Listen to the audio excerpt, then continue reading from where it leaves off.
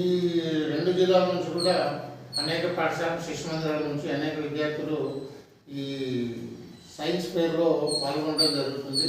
దానికి సంబంధించి ఇక్కడ లోకల్గా వసతి ఏర్పాటు ఇవన్నీ కూడా పూర్తి చేశాము.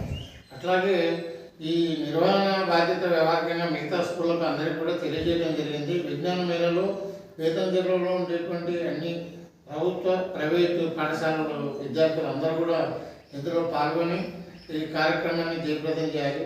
అట్లాగే సైన్స్ ఫేర్లో ఏర్పాటు చేసినటువంటి అనేక పరిశోధనల యొక్క పిల్లలు దాన్ని వివరంగా తెలియజేస్తారు.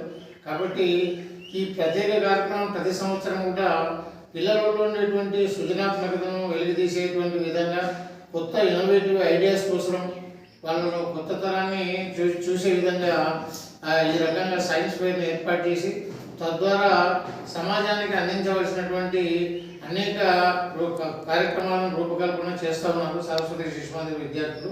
కాబట్టి దీనికి మీరందరూ కూడా ఈ కార్యక్రమంలో పాల్గొని ఈ కార్యక్రమానికి సహకరించి అలాగే కార్యక్రమాన్ని జయప్రదం చేయాలని చెప్పేసి అందరినీ ఆహ్వానిస్తున్నాం.